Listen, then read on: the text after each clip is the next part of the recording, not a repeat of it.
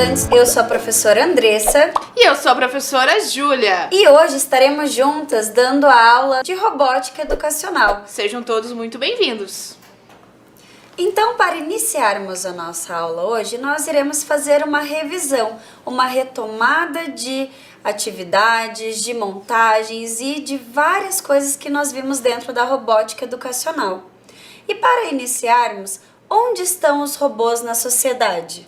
Então, vamos relembrar lá no início. Lá no início, a professora Emília trabalhou com vocês o que é robótica. Onde a robótica está presente no nosso dia a dia, na nossa casa. Por acaso, na sua casa, tem robótica? Será, professora? Eu acredito que tenha, professora. Porque assim, eu tenho geladeira, eu tenho fogão e eu tenho até aquele robô aspirador que eu mando a programação, peço para ele executar e ele faz sozinho. Robô aspirador, ok, mas geladeira tem robótica ali dentro? Claro que ela tem, porque ela tem uma programação para manter a temperatura utilizando o termostato.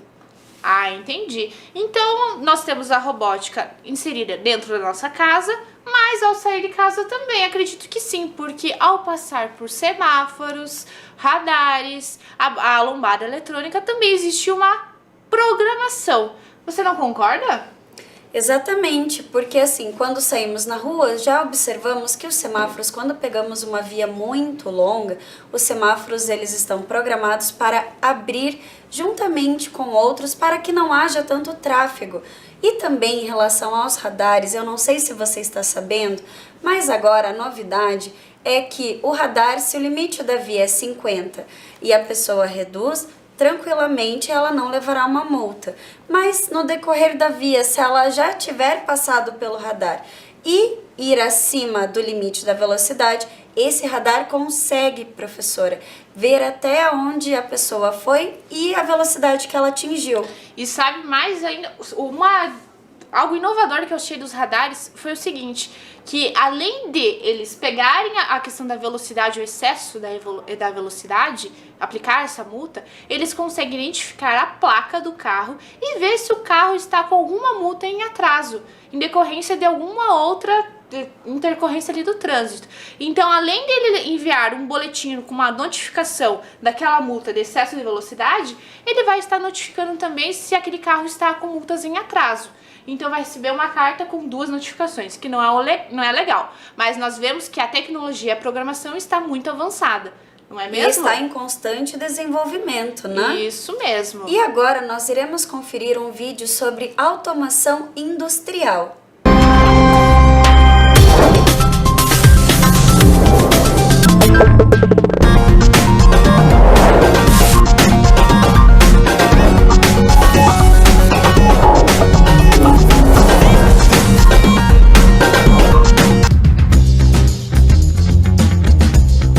Já parou para pensar na quantidade de produtos industrializados que a gente usa todo dia no nosso planeta? Considerando que a grande maioria dos 7 bilhões de seres humanos que habitam o planeta Terra vivem em um mundo industrializado, parece quase impossível que a gente consiga produzir tanta coisa o tempo todo. Mas é para isso que existem os processos de automação. São eles que conseguem atender a toda essa demanda, a criar e desenvolver novos produtos para um consumidor cada vez mais exigente. Agora, a grande pergunta é, quem é que comanda tudo isso? 1, 2, 3, vamos começar, foi! Eu olhando isso aqui, chego a ficar assustado. Aonde a gente vai parar com tanta tecnologia? Tá firme, hein? Eu? Firmíssimo. Então a automação ela nada mais é do que a substituição do trabalho manual pelo trabalho das máquinas. É importante a gente entender que a tecnologia ela tá aí ao nosso redor para nos dar uma forcinha, para ajudar que os produtos fiquem cada vez mais modernos, garantindo uma fabricação mais rápida e eficaz e garantindo também padrões de higiene, qualidade e segurança. Agora, não pense que nós, humanos, fomos deixados para escanteio, não. Muita gente dá um duro danado para que toda essa produção aconteça. Agora, qual será a origem dessas funções? Desde os primórdios, o homem tem tentado reduzir o esforço físico em suas tarefas. Embora sua aplicação em massa seja mais recente, o conceito de automação tem origem no século I. quando Heron de Alexandria usou a energia hidráulica para desenvolver sistemas mecânicos. Com o progresso da mecânica surgiram as primeiras máquinas. Em 1623, o cientista alemão Wilhelm Schickard desenvolveu a primeira calculadora, sem a qual não teríamos os computadores e as máquinas modernas. Mais de um século depois, em 1745, o inventor Jacques de Vaucanson criou o primeiro tear automático. Pouco mais de 50 anos depois, o protótipo inspirou outro francês, o mecânico Joseph-Marie Jacquard, a fabricar um novo tipo de tear, em que as sequências de operações eram inscritas em cartões perfurados. Foi aí que nasceu a automação industrial. No século XX, os métodos se aperfeiçoaram graças a técnicas de eletrônica, da robótica e da informática. A inovação marcou o setor automobilístico e hoje a automação é realidade em todos os pilares de produção.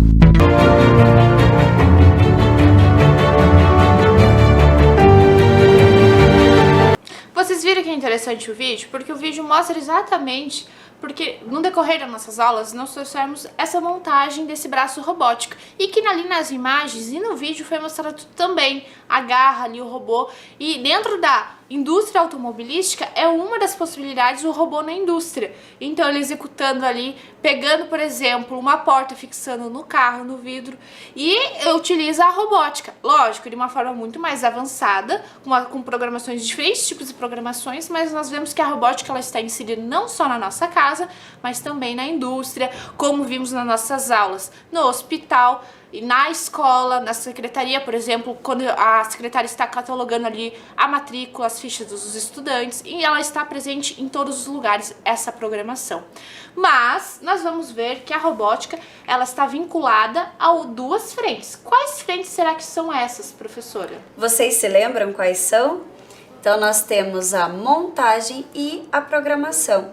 Aqui nós temos até inclusive um exemplo, né, de uma montagem do braço robótico e a programação que com certeza a professora Júlia executou lá em sua casa no computador.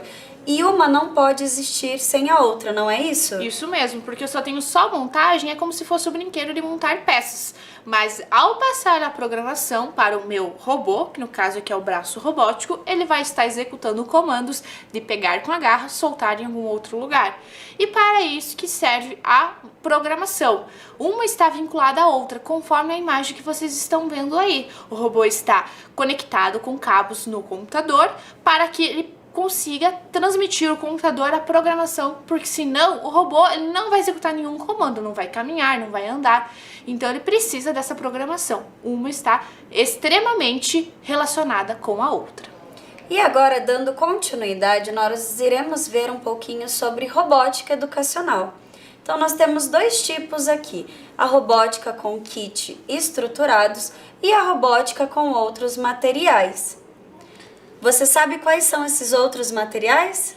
Então, esses materiais podem ser que você mesmo tem aí em casa, você é estudante. Material reciclável, materiais alternativos como pilhas, baterias, até peças que já foram utilizadas, por exemplo, computadores que estão sem o uso adequado ali, já não está mais funcionando, você pode utilizar na robótica.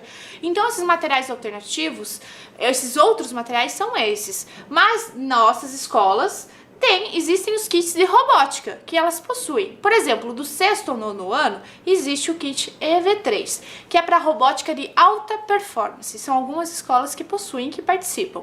Já o Ludobot, do 1º ao 9º ano. Então vamos ver agora quais são essas peças, como que funciona, que peças que existem nesses kits, por exemplo, no Ludobot. Então agora eu vou mostrar para vocês o kit do Ludobot. Vocês já viram, é claro, mas nós iremos relembrar.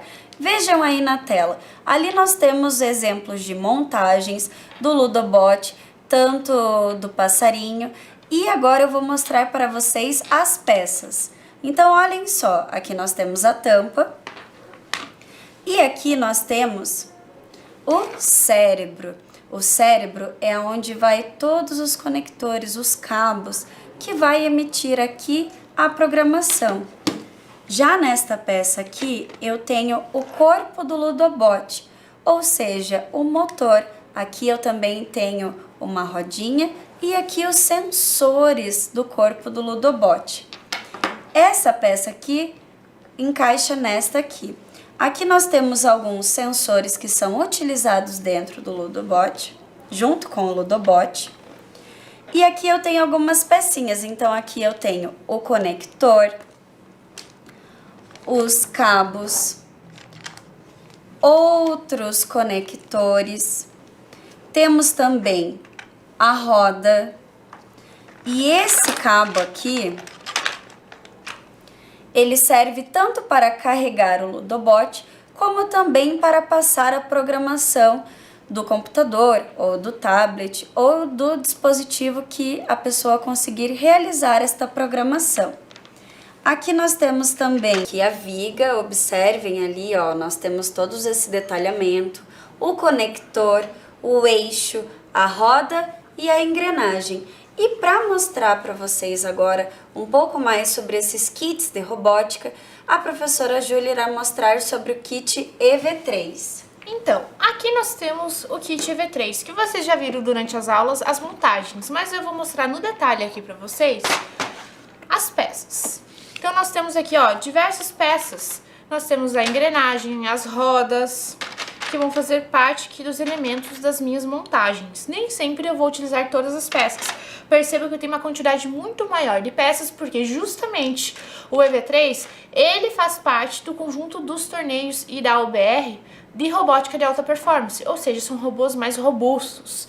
Já o Ludobot é no uso do dia a dia ali em sala de aula. E para participar dos campeonatos eu preciso fazer montagens maiores. Então por isso que eu tenho mais peças. Mas exemplos aqui, ó, de conectores, eixos de diferentes tamanhos e cores, vigas também de diferentes tamanhos. Aqui nós conseguimos ver até a quantidade de peças que essa caixa possui. Ou seja, por exemplo, aqui de eixos do tamanho número 12, eu tenho 2 eixos. E assim diante, por exemplo, a roda eu tenho 2, daquele modelo ali.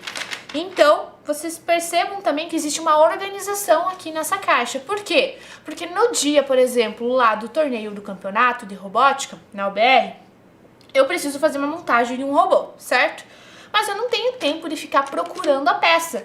Então, por isso que eu já vem essa caixa, assim, essa disposição, esse organizador aqui, para facilitar. Aqui, então, são só as vigas. Então, eu consigo já encontrar as vigas de uma forma mais fácil, mais simplificada. E os conectores também, para estar realizando as minhas montagens.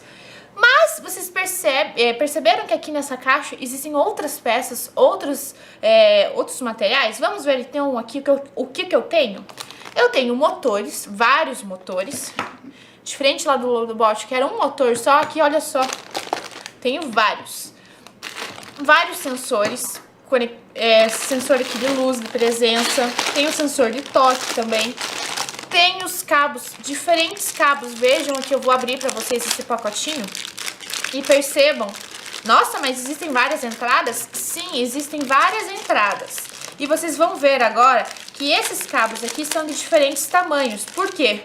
Porque dependendo da minha montagem, se ela for bem grande, eu preciso de cabos com uma extensão maior, certo? Ou uma extensão menor, se for próximo ao meu motor, ao meu corpo, ao meu cérebro. E aqui está a parte, vamos dizer assim, a cabeça do meu robô, o cérebro, onde vai passar a programação. Aqui eu tenho o visor, e esse visor aqui que vai receber toda a programação do computador. Porque, mas como é que eu passo essa programação? Existem duas formas.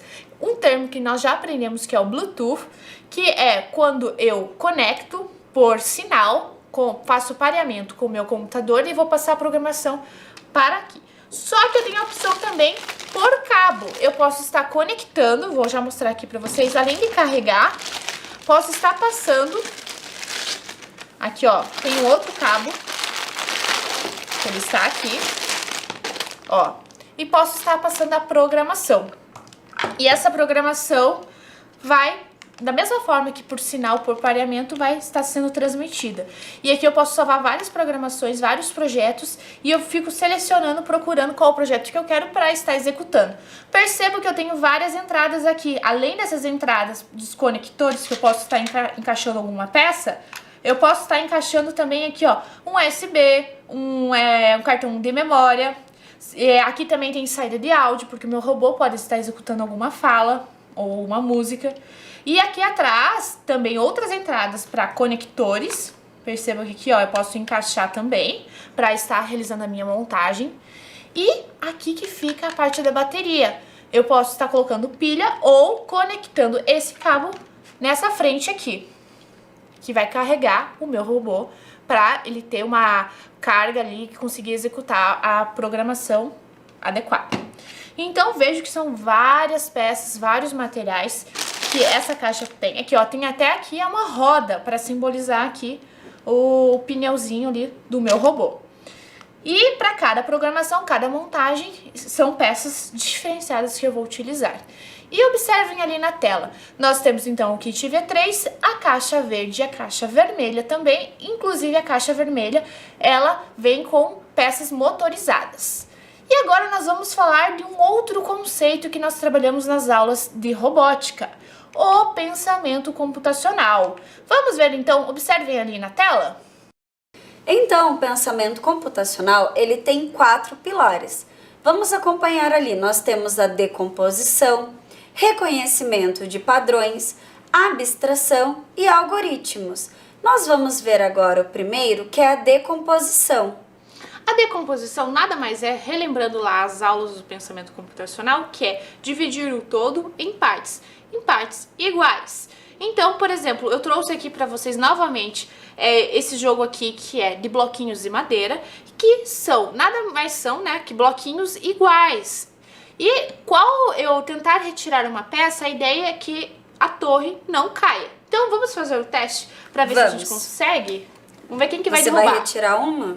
Isso, eu vou tirar uma, colocar aqui em cima, colocando a torre à prova. E percebam que as peças são do mesmo tamanho, do mesmo formato.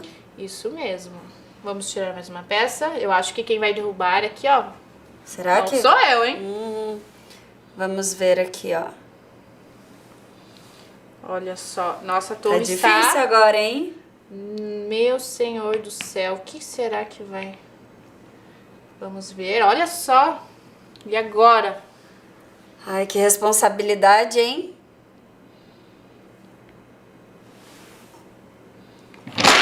Ai, poxa vida. Mas percebam que todas as peças são iguais e nós decompomos em partes, que nem na matemática. Ou seja, a nossa torre ela era uniforme, única, e ao derrubar ela, nós estamos decompondo e se dividindo em pedaços iguais e tamanhos iguais. Isso mesmo. Agora nós vamos ver um outro pilar, que é o reconhecimento de padrões. Vamos ver então como que funciona o reconhecimento de padrão? Nós iremos ver agora sobre o reconhecimento de padrões. E nada mais é do que nós reconhecermos alguns elementos por suas características. Como, por exemplo, nós podemos reconhecer por tamanho, por cor, por formato. E agora, professora, eu tenho um desafio para você. Gostaria que você desenvolvesse aqui esta atividade e fizesse um reconhecimento de padrões com estas engrenagens. Qual método você utilizaria? Então, nós temos várias engrenagens da mesma cor. Então, eu vou reconhecer elas, separar em grupos de tamanho, do mesmo formato ali e o mesmo tamanho. Então, essa aqui, acredito que ela é do mesmo tamanho que essa. Vamos ver se essas três aqui também são. Vamos ver se assim fica mais fácil para vocês. Olha só, eu organizei por tamanho e também podemos dizer que eu organizei por quantidade. 3, 4 e mais um grupo de 4 engrenagens grandes. Isso mesmo, professora Júlia. Agora nós iremos ver sobre a abstração. A abstração é um conceito que nós já trabalhamos e desenvolvemos, que nada mais é selecionar, abstrair, excluir o que não é necessário. Por exemplo, eu tenho um conjunto de peças, conjunto de comandos e eu vou estar abstraindo, diminuindo, reduzindo somente o que é necessário. Por exemplo, eu tenho uma linha de programação extensa e eu vou tentar reduzir, deixar apenas o que é necessário para executar a minha programação do meu robô. E aqui eu vou mostrar para vocês no detalhe as engrenagens. Vamos ver? Percebam aqui que eu tenho várias engrenagens.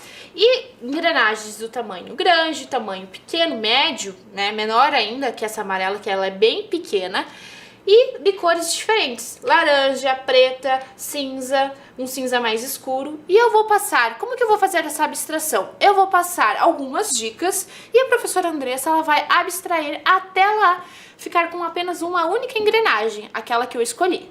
Então vamos lá? Então qual é a sua primeira dica? Então a minha primeira dica é que minha engrenagem ela não é preta. Ah, então podemos eliminar estas duas engrenagens aqui. Isso mesmo. A minha engrenagem, ela não é pequena, ou seja, não é amarela. Ah, então essas aqui. A minha engrenagem, ela tem menos de 12 furos. Se ela tem menos, eu acredito que essa engrenagem aqui, ela tem 12 furos. Então eu vou retirar as engrenagens grandes. Isso mesmo. A minha engrenagem, ela não é cinza clara. Então eliminamos já boa parte, ó. E agora sobraram essas 3. Isso mesmo. E para abstrair mais uma vez, a minha engrenagem, ela não é cinza. Ah, então, professora, a sua engrenagem é a laranja? Isso mesmo. A engrenagem laranja, de 4 furos no meio. Então agora nós iremos ver sobre os algoritmos. Os algoritmos são basicamente regras claras, instruções passo a passo, como nós já vimos nas nossas aulas anteriores, que é um dos pilares que funciona, por exemplo, na aviação. Existe o plano de voo que precisa seguir um passo a passo, no GPS, ao sair de casa, no trânsito. Então existe essa necessidade de seguir esse passo a passo, essas regras, porque, por exemplo, até na robótica, para realizar uma montagem, eu preciso primeiro lá ver como que funciona, qual o encaixe, qual que é o primeiro encaixe, porque eu não posso, por exemplo, primeiro passar a programação se eu não tenho uma montagem, ou seja, eu preciso seguir um algoritmo. E na receita de um bolo, por exemplo, eu também preciso seguir as instruções claras que estão ali na receita. Por exemplo, eu não posso colocar primeiro o fermento, sendo que eu não coloquei nem os outros ingredientes, porque o fermento geralmente é o último, não é mesmo? Isso mesmo, professora. O que acontece? Dentro da confeitaria, nós temos que seguir exatamente a receita passo a passo, sem sair da linha, porque a confeitaria ela é uma ciência exata. Então não, é completamente diferente se você está cozinhando algo salgado e quer dar o seu toque especial, colocar um pouco mais de sal ou colocar um outro ingrediente. Já na confeitaria nós não podemos fazer isso. Realmente temos que seguir um passo a passo. Eu trouxe aqui para vocês essa balança e que mais? Esses 2 potes aqui que contém farinha, fermento e essas 2 balanças. E nós iremos conferir mais de perto como vai funcionar, se elas têm o mesmo peso, o mesmo volume. E é isso. Vamos ver? Então nós temos aqui a balança de precisão e a balança de cozinha. A balança de precisão nós utilizamos para pesar algo que seja muito leve. Já esta balança aqui, utilizamos realmente para pesar ingredientes, para realizarmos receitas. Então, para nós verificarmos aqui o peso da farinha e do fermento, eu já liguei as balanças, agora vou colocar os potes vazios. Irei diminuir o peso do pote. E agora eu vou tentar pesar 2 gramas de farinha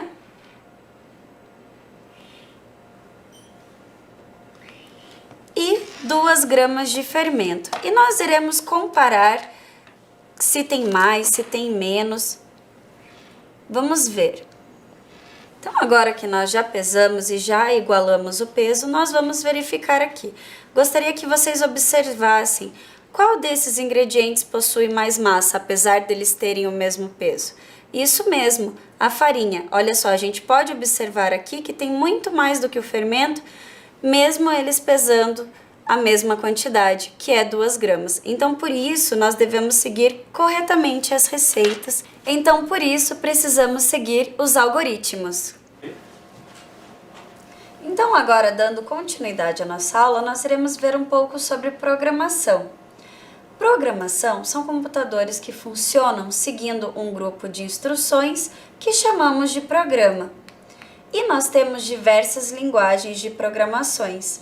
são especialmente criadas com conjuntos limitados de comandos para dizer aos computadores o que fazer.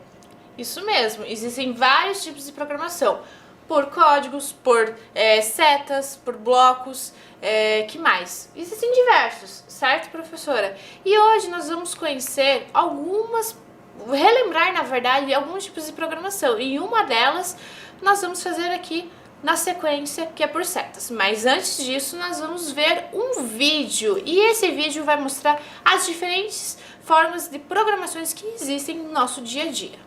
Aliás, nós iremos relembrar um pouco desse vídeo, né? Vocês já viram ele lá nas aulas com a professora Emília. Nós retomamos um pedaço para vocês conferirem. Para tudo que fazemos num computador ou smartphone, há algum tipo de código por trás dizendo-lhe o que deve fazer. Mas você já se perguntou como este código é escrito? Assim como existem milhares de idiomas no mundo digital existem toneladas de linguagens de programação diferentes. E são elas que fazem com que grande parte da tecnologia que usamos hoje funcione. Uma linguagem de programação é composta de termos e comandos específicos que são usados para criar páginas web, aplicativos e basicamente qualquer tipo de software. JavaScript, Python e Java são frequentemente usados em sites com diferentes propósitos.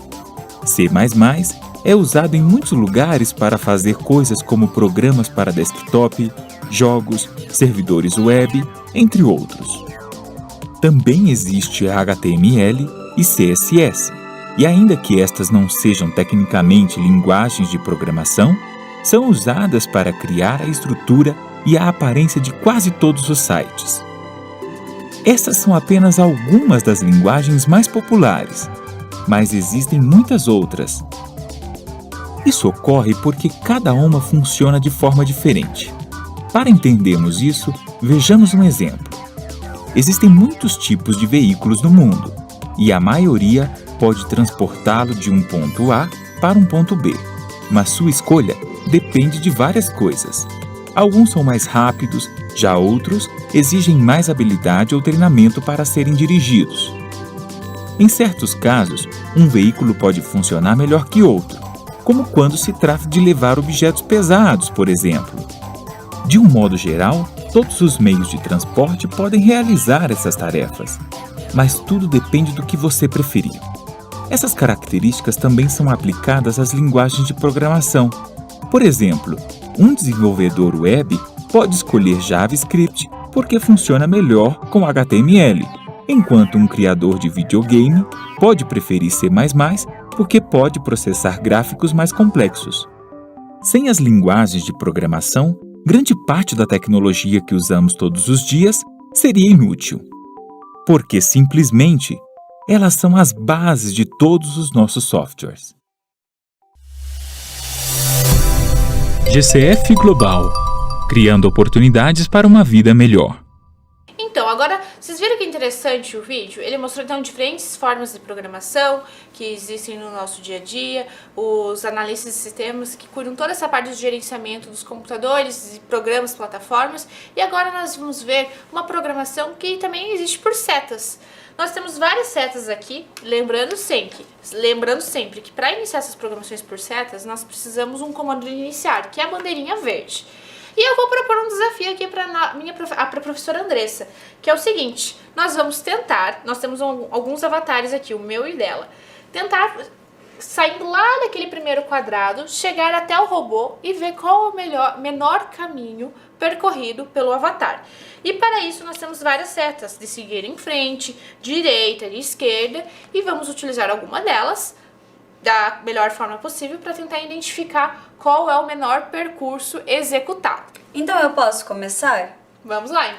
Lembrando sempre que para iniciarmos na malha, tanto na programação em setas, nós precisamos utilizar a bandeirinha verde. Então eu vou colocá-la aqui e o meu avatar está de frente, mas o caminho que eu quero percorrer, eu quero seguir para a esquerda. Então eu vou posicionar a minha seta para a esquerda para que o meu avatar vire e na sequência eu vou colocar o siga em frente. Mas por que que eu estou colocando em cima do comando do sentido da direita ou esquerda? Porque é exatamente isso, o avatar ele apenas irá rotacionar, ele irá girar para o sentido que eu quiser, mas não irá seguir nesse sentido, a não ser que eu utilize a seta do siga em frente. Então, eu vou utilizar a seta. Então, eu estava seguindo em frente e só que agora, nesse momento, eu preciso que o meu avatar, novamente, ele está seguindo nesse sentido e eu preciso que ele vire à direita. Então, o meu avatar, ele está seguindo em frente no sentido da esquerda, só que eu preciso que ele rotacione novamente para a direita. Então, eu vou utilizar este comando e agora as setas de siga em frente. E cheguei até o robô. Vamos ver quantos comandos você utilizou? Vamos, vou contar aqui. 1, 2, 3, 4, 5, 6, 7, 8, 9, 10, 11, 12, 13, 14. 14 comandos. Agora eu vou utilizar aqui os meus comandos para ver qual será que vai ser a menor passagem aqui para até chegar ao robô. O menor caminho. Vamos ver então? Deixa eu só esperar aqui a professora retirar aqui todos os comandos. Pode iniciar, professora Júlia. Então, o meu primeiro comando que eu vou utilizar aqui para o meu avatar é a bandeirinha verde. Após a bandeirinha verde, ele vai andar, vamos ver quantas casas? 1, 2, 3, 4 casas. Agora ele precisa virar para a esquerda. Virou para a esquerda, agora ele vai seguir. Vamos ver quantas casas o meu avatar ele vai precisar andar? 1, 2, 3, 4, 5, 6, 7. Terminei a minha programação. Meu avatar ele vai conseguir agora se deslocar até o robô. Vamos ver quantos comandos ele utilizou? 1, 2, 3, 4, 5, 6, 7, 8, 9, 10, 11, 12, 13 comandos. Quantos comandos você utilizou mesmo, professora Andressa? 14. 14. Então, nesse jogo aqui, na nossa malha Programação por Setas, eu ganhei. Eu utilizei menos comandos, porque o nosso Por desafio... né, professora? Isso mesmo, o nosso desafio era utilizar menos comandos. Agora, nós vamos ver outras programações, outras linguagens. Vamos ver ali, observem na tela? Então, na sequência, agora nós iremos ver sobre programação em blocos. Ali, vocês podem acompanhar que esta programação é do programa M-Design, do nosso Ludobot. E ali, toda essa programação é feita em blocos, como também é feito no Scratch. Isso mesmo. Blocos lembra de Scratch, porque a possibilidade de você estar desenvolvendo diferentes tipos de programações, nós vamos relembrar que nós vimos no Scratch a possibilidade de criar jogos, animações, histórias animadas e, além de tudo isso, extensões com Scratch dos kits de robótica e placas programáveis. Então, diferentes possibilidades dentro do Scratch, eu consigo até com o próprio EV3 estar programando os blocos para o meu robô estar executando, bem interessante. E agora nós vamos ver uma animação curta para vocês verem ali a possibilidade do Scratch utilizando ali a malha que nós fizemos e ele vai estar executando dentro da malha e depois uma animação no palco. Vamos ver então o vídeo?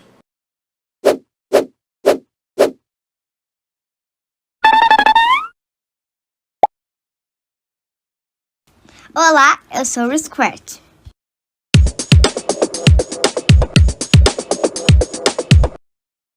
Bem interessante o vídeo, então ele traz diferentes possibilidades do Scratch, como vocês já viram na aula. Se vocês se lembram das possibilidades no Scratch lá no museu, trabalhando a matemática, a tabuada, até o próprio Sudoku com o Scratch e o plano cartesiano numa batalha naval. E hoje trouxemos essa possibilidade na malha e uma animação no palco. Agora nós vamos ver a nossa última temática que nós vimos nas aulas de robótica, que é uma temática bem recente, que terminamos inclusive na aula anterior, que são os campeonatos de robótica. Mas aprendemos diversos campeonatos e torneios. Qual será que é o campeonato que nós vamos ver hoje? Relembrar. Olha, eu acredito que por ser campeonato, a gente está falando da OBR. Isso mesmo, a Olimpíada Brasileira de Robótica, que acontece anualmente e existem diversas etapas e níveis. Então vamos ver como que funciona a OBR, relembrar que etapas que são essas? Então, nós temos aqui a parte teórica da OBR. A modalidade teórica acontece nas escolas, os estudantes respondem questões de uma prova preparada por uma comissão de professores e pesquisadores da OBR. E lembrando que essas provas elas são elaboradas de acordo com a faixa etária e o ano em que esses estudantes estão inseridos. Isso mesmo, porque, por exemplo, se o estudante está no 6º ano, então ele vai executar uma prova do nível 4 e assim por diante. Mas não só de níveis da parte teórica, os desafios existem, a OBR. Também existe a parte da prova prática, que nada mais é, o robô ele vai seguir ali a linha, ele vai ter vários obstáculos, tanto na vertical como na horizontal, e que ele precisa seguir um circuito. Lembrando que cada ano esse circuito ele vai mudar, sofrer alterações. E esses estudantes eles têm que estar sempre aprimorando as suas montagens e as programações. Isso mesmo. Cada ano a montagem muda e a programação também. São novos obstáculos que eles vão precisar estar passando ali no circuito, na montagem. E nós trouxemos para vocês agora um desafio da OBR.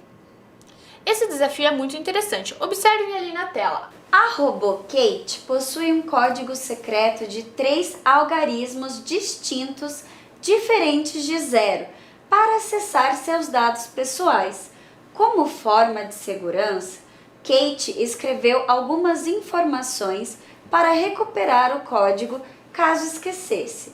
E essas são: 1, 2, 3, nenhum algarismo está correto. 1, 6, 2, um algarismo correto na posição errada. 4, 5, 6, um algarismo correto na posição certa. 7, 5, 4, um algarismo correto na posição errada. 8, 4, 3, um algarismo correto na posição certa. Com base nas informações anotadas por Kate, qual o seu código secreto?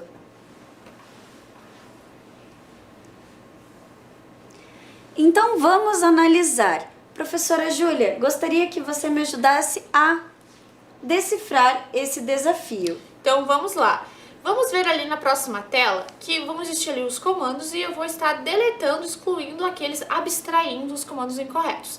Então, se sabemos que 1, 2 e 3 não é o algarismo correto, então vamos deletar em todos os comandos que aparece o número 1, 2 e 3. Vamos ver ali então, na primeira linha ele vai desaparecer, na segunda também e ali na última também. Mais uma vez. Muito bem. Agora vamos ver ali o segundo comando. Um algarismo correto na posição errada. Então eu vou guardar o número 6 porque ele não está na posição correta. Só é o número correto, mas ele está na posição errada. Um algarismo correto na posição certa. Logo, o 6 é o correto, mas o 4 e 5 estão incorretos. Então eu vou eliminar agora o 4 e 5 de todos os outros comandos que aparecem. Eliminei. Pronto. Um algarismo correto na posição errada, ou seja, eu tenho o 6 guardado e o 7 guardado. Então, eu vou estar guardando eles. Um algarismo correto na posição certa, o 8, ou seja, o 8 é o único que está correto. Então, vamos ver ali a sequência. O 8 é o algarismo correto. O próximo número, vamos ver ali, ó, o 6 já apareceu. O 8 agora e o 7. Então, a alternativa correta vai ser a letra D. Isso mesmo, essa é a resposta correta. 8, 7, 6. E a gente pode perceber aqui que não é um desafio muito complexo, mas que exige um raciocínio e muita atenção, né, professora? Isso mesmo. Mas agora nós vamos finalizar a nossa aula com a última temática que nós vimos nas aulas de robótica, que é a FLL, First Lego League, que é um torneio de robótica que acontece anualmente. Vamos relembrar um pouquinho dessa temática que nós vimos recentemente? Vamos! A First Lego League ela é dividida em 3 etapas, regional, nacional e internacional. E lembrando também que as equipes elas podem ser formadas de 2 a 10 participantes. E também temos a cada ano uma temática diferente. E temos também as categorias de avaliações, que são projeto de inovação, core values, design do robô e desafio do robô. Lembrando que é importante salientar que as equipes elas são formadas por integrantes, né, estudantes que estão ali do 6º ou 9º ano, mas é necessária a presença sempre de um professor, ele que vai realizar a inscrição, receber os materiais, dar toda a mentoria, acompanhar a equipe nas viagens e estar auxiliando. Lógico, ele não vai executar nem a montagem e a programação, mas vai auxiliar ali a equipe de alta performance. Mas vamos ver ali também que nós, durante as aulas de robótica, nós mostramos várias montagens. Aqui eu tenho, por exemplo, o braço robótico com a garra, nós temos a esteira seletora de cores, e todas essas montagens foram feitas para mostrar para vocês as possibilidades do EV3, que o EV3 é um kit de robótica que nós temos para estar utilizando na robótica de alta performance. E eu trouxe aqui, professora Júlia, uma montagem completamente diferente. Isso mesmo. Que é a torre de queda livre. Vamos ver mais de perto? Então aqui nós temos a torre de queda livre. Como ela foi montada e como ela funciona? Vou explicar para vocês. Então a torre de queda livre, ela possui esse sensor de toque e o sensor aqui embaixo. E a ideia da torre de queda livre é que libere esta bolinha aqui e ele vai determinar o quanto de tempo ela levou até atingir esse sensor aqui embaixo. Vocês podem observar também que aqui nós temos um motor, que a bolinha está ali dentro e essa garra ela vai soltar a bolinha e fechar. Nós temos também as vigas, os conectores e até aqui atrás também nós temos um detalhe aqui das rodas. Então toda essa estrutura da queda livre, ela tem todo um design e um passo a passo da montagem. E agora, para vocês conferirem como ela funciona, então eu vou apertar o botão do sensor de toque, ela vai liberar a bolinha e nós vamos verificar quanto tempo esta bolinha levou até o trajeto do outro sensor. Vamos conferir? Então, olhem só, a bolinha caiu muito rápido, né? Mas ela levou 33 milissegundos para atingir o outro sensor. E para ficar mais fácil essa visualização de vocês em casa, eu trouxe um vídeo com essa mesma programação e montagem, mas para vocês conferirem no slow motion. E o que é isso? É um vídeo mais devagar, onde vocês poderão observar a bola caindo num tempo mais lento e observando o tempo no sensor, no visor. Vamos conferir?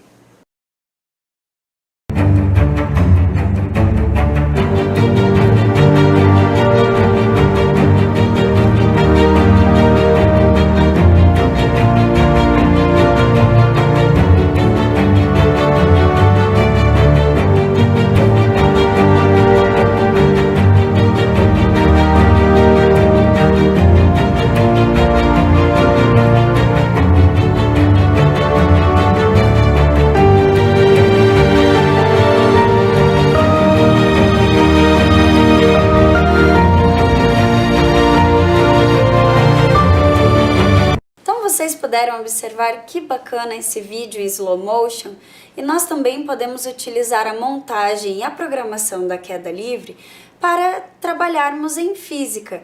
Como assim? Porque a bolinha ela tem um volume, uma densidade e a velocidade que ela leva para se deslocar até o outro ponto. E nós também podemos observar o atrito que ela terá com o ar. E se caso eu troque a bolinha e utilize uma bolinha mais leve, será que ela levaria mais tempo ou menos tempo para cair? Teríamos que fazer um outro teste. Exatamente, mas fica aí a dica que a robótica educacional, ela permeia todos os conteúdos das áreas do conhecimento. Exatamente. Agora nós vamos fazer um convite para vocês. Caso vocês tenham alguma atividade, algum registro, algum vídeo, nos encaminhem por e-mail. O nosso e-mail é robotica@curitiba.pr.gov.br e nós ficaremos muito felizes em receber esse retorno de vocês, não é mesmo? É isso mesmo, nós ficaremos muito gratos com a contribuição e a participação de vocês. Nós vamos ficando por aqui e até a próxima aula. Tchau!